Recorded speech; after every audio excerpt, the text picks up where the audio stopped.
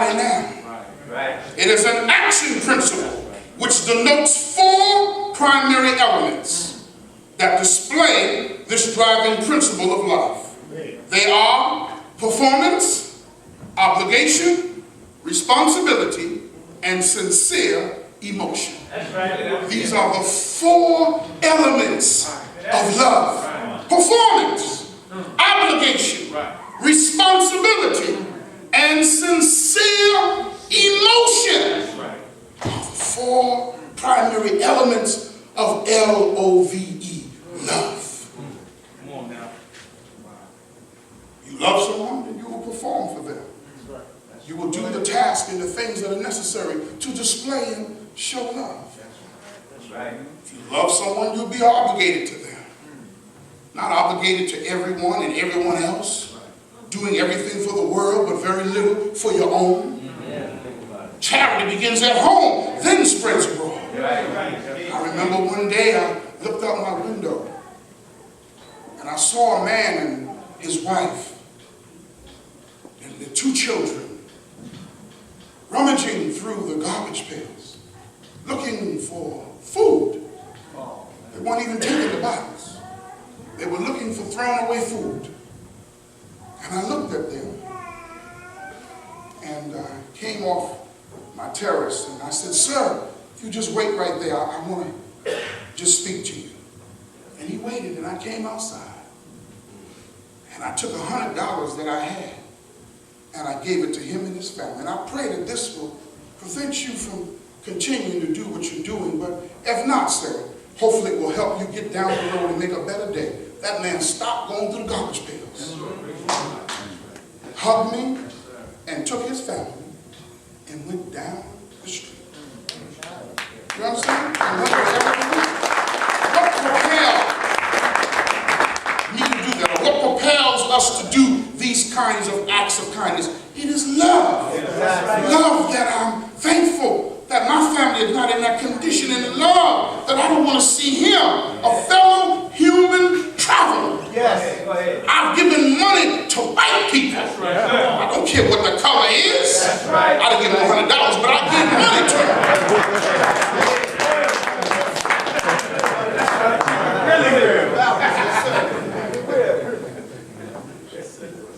And then one day I was riding with my wife. She says, "Be careful what you pull out, honey. You got to leave some for us too."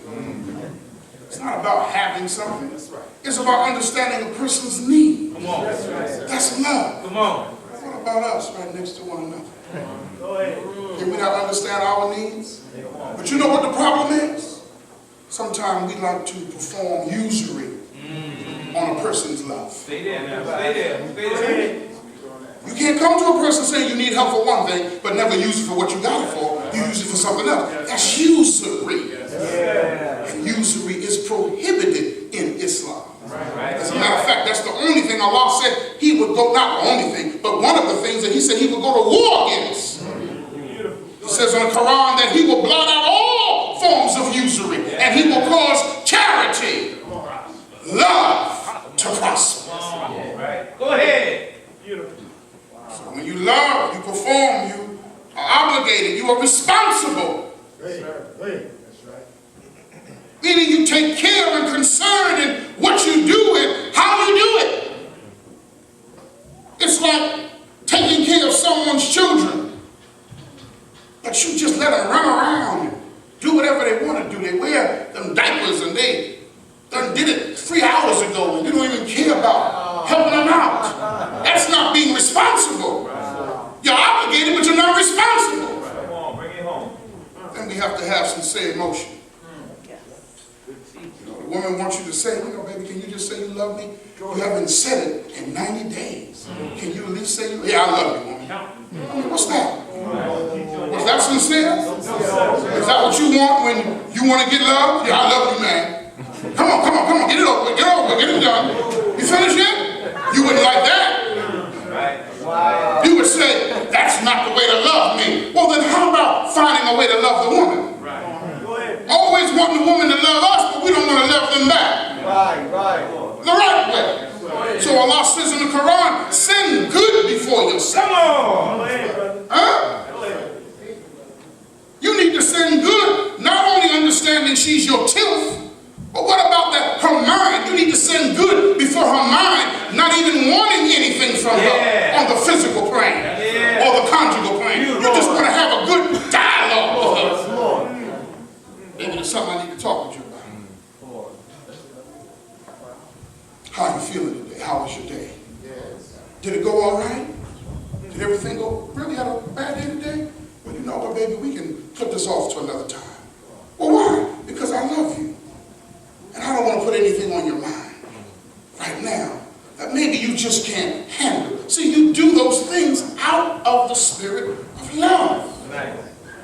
So don't forget those 4 elements: performance, obligation, responsibility, and sincere emotion. Within the principle of love is duty. The Honorable Minister Louis Farrakhan says, when you love someone, you are willing to be dutiful to them. If you're not willing to be dutiful, you do not love. It doesn't make a difference what we say out of our mouths. All day long. You can say it with this most sincere emotion. I love you. I love you. Baby, I love you. Sweetie, I love you. Honeysuckle lamb, I love you. Have whatever kind of adjectives you want to put on it. Doesn't mean nothing if you do not follow it up with some action. So within the principle of love is duty, which means when you say to someone that you love them, it means that you are willing and up to the task of being and becoming dutiful to them as proof of such declaration of love. Examples of being dutiful are husband and wife, parents and children, students and teachers, authority figures and subordinates, servants and the people, a pastor and the flock, a messenger and a nation. Examples of being dutiful. And each one of these have to be dutiful to the other one, and the one that's being dutiful to must also give duty to others. See? It's not good that you say, well, those who serve me must serve me right. But you also must respond right to their service. Love is reciprocal. It's not one-sided. Someone trying to help you, you should at least show them appreciation. Huh? That's right. See, a deeper understanding of devil is beyond color. If you get in a car accident and a Caucasian comes over and gives you mouth-to-mouth resuscitation and brings you back to life, performs the Heimlich maneuver on you and saves your life, pulls you out before the car implodes, saves your life, pulls you out even though you're incapacitated, but through surgery and being tended to, it stops you from being paralyzed because of their action. How can you call them a devil? When they didn't do a devilish act. Yeah, but it is their nature. Yeah, but evidently they weren't acting in their nature at this time. They went against the grain. Huh? Can you not say to them, I thank you. That's right. And I love you for what you did. Yeah. I may not be able to say I love you because I don't know you, but I love you for what you did to help save me. Yes, sir. That's the principle of love. See, it's like this, sister. You know, when you say I love you to someone, you just can't be open with that. You don't know this, brother. Brother, I love you for what you did. Meaning I have sincere emotion for what I saw you do to help others. Yes, yes. That means you love me? No, I don't mean I love you. I don't even know you do. Now, I'm still making it. Keep it moving, brother. Don't get it twisted. But brothers, you got to be the same way. You can't be drawn in by a nice voice. She sounds good on the phone. You talking to someone in Las Vegas, Nevada. You're on the phone. Oh, before you hang up, here's my email address. I got yours. I'll get you back. You get tied into a voice. This is real. You don't even know the person. So you love that they helped you with your Sprint account. You love they helped you with your AT&T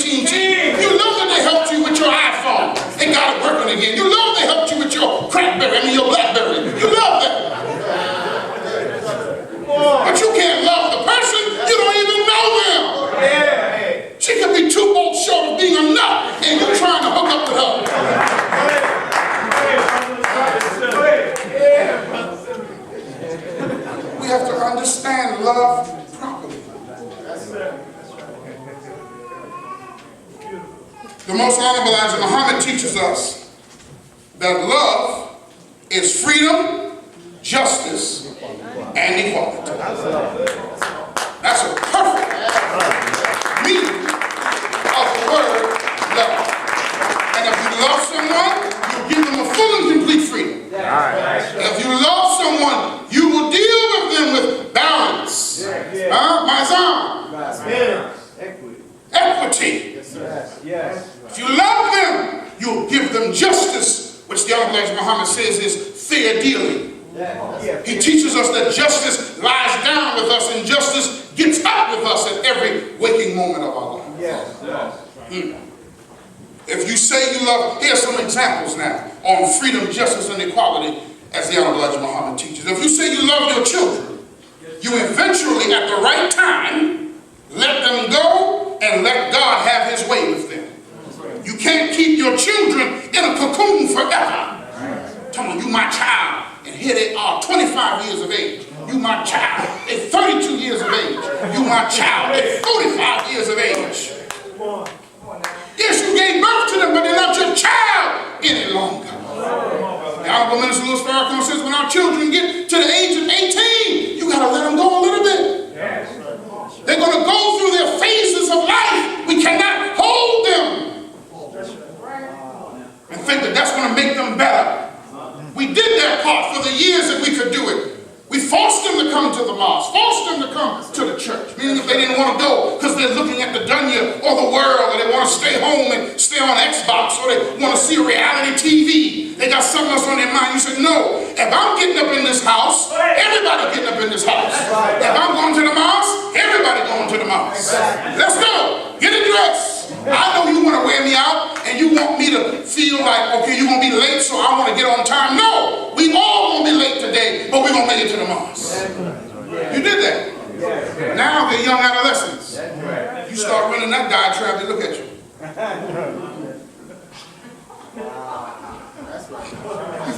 In other words, you finish it? I'm still not going. And they start telling you, you can't make me go. Your son, go ahead, make me go. What you gonna do? You gonna do what you normally do? Huh? You gonna put some more of them demons in me? Huh? You gonna hit me upside my head? Go ahead, do it. Still ain't going. Now you got rebellion in your house. With that, you can't even lay your head down. No man wants to come in his house and can't lay his head down in it. You need peace in your house. You need to be able to lay your head down, close your door. You don't need to have a steel door on your bedroom to keep you from your own children. So we need to manage them better. And use wisdom. You know what? I understand you don't want to go today. May Allah bless you. I'm going to the mosque. I'm here to word today. And you have a wonderful day. Just take care of my house. How about that? Yeah, I'll take care of that. Yeah, very good. Make sure you take care of the chores. You know what? You're going to take care of the chores.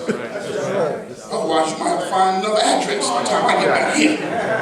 You may not be going with me to the house of God today, but you're going to follow my instructions. Because that's a part of being dutiful. Showing obedience and respect to one's parents or one's elders. Is that right? So if you love your children, eventually let go and let God have his way. If you say you love your spouse, then you are saying that you are willing to provide, maintain, sustain, and protect them. You are willing to keep house, rear children, take care of them, sew, cook, and learn how to act at home and abroad. If you say you love your spouse, your husband or wife. First part for the husband, second part for the wife. You can't say you love, but you won't even cook for me, woman. How's that love? You ask me, what am I bringing home for dinner? No, that's not the question you should be asking me. Maybe you should be asking me, are you staying for dinner? You know what I just said? This just happened, but we can change this in a minute. No. See, I work for you, God bless you. You gotta cook for me. But I work too, brother. Good. You still gonna have to cook for me. If you want me to cook for you, I'll cook for you, but we're gonna do some cooking up in here. I'm not bringing no food on from the restaurant. For For we are taught that the kitchen is our medicine cabinet. So I need some food burning up in here. I need some love shaking out of that turkey and them seasonings. I need some love in that vegetarian meal. Or if you're making that fish dinner. Whatever you're making. Love. Then the food's got to be on the plate a certain way. Oh yeah, I learned that from the message of God. It has to look inviting. It just can't all just be on a plate. You know, when we were children, we just take the food and mix it all up. It's all going down the same pipe. No. Put my rice pilaf over here. Put my herb and spinach over here. Put my sauteed fish over here. Give me my salad in a bowl over here. And before we start that, give me my bean soup in an actual bowl that holds soup over there. Give me my little cheese and my little croutons over here. You understand? Give me my little peppers over here. Give me my onions over here. Give me my olives over here. And guess what? You sit down and let us enjoy this meal together over here. That's love.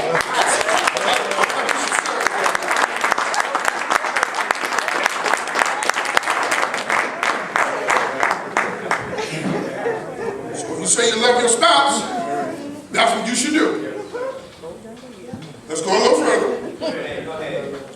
If you love your spouse, these are examples of freedom, justice, and equality, which means love. If you love your spouse and there are irreconcilable differences between the two of you, you let them go that you might remain friends, and if there are children between you, that they may grow and develop a healthy mindset in spite of the prevailing circumstances. See, if you love, why stay together and you know you have grown apart? You're not going in the same direction. Two arrows shot from two different bows, but no longer landing on the same target. Yours is west and hers is east-west. How can you stay together? You argue in front of the children all the time. You fuss, you fight, you cuss. You call out her name, she call you out of your name. You everything except a child of God. You don't agree on finances. You don't agree on anything anymore. Then one of you staying out late or both of you staying out late. You hanging out with your friends. This is not love. This is not duty. This is not obligation. So you have some irreconcilable differences. So let it go. That you could remain friends. Okay? That's done out of the spirit of love.